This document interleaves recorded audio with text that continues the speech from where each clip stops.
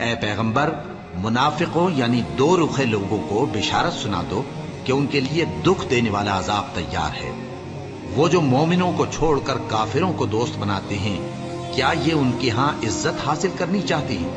سو عزت تو سب اللہ ہی کی ہے، اور اللہ نے تم مومنوں پر اپنی کتاب میں یہ حکم نازل فرمایا ہے کہ جب تم کہیں سنو کہ اللہ کی آیتوں سے انکار ہو رہا ہے اور ان کی ہنسی اڑائی جا رہی ہے،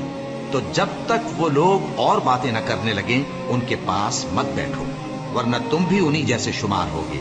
کچھ شک نہیں کہ اللہ منافقوں اور کافروں سب کو دوزخ میں اکٹھا کرنے والا ہے، جو تم کو دیکھتے رہتے ہیں۔ پھر اگر اللہ کی طرف سے تم کو فتح ملے تو کہتے ہیں کیا ہم تمہارے ساتھ نہ تھے، اور اگر کافروں کو فتح نصیب ہو تو ان سے کہتے ہیں کہ کیا ہم تم پر غالب نہیں تھے اور تم کو مسلمانوں کے ہاتھ سے بچایا نہیں۔ اب اللہ تم سب میں قیامت کے دن فیصلہ کر دے گا، اور اللہ کافروں کو مومنوں پر ہرگز غلبہ نہیں دے گا۔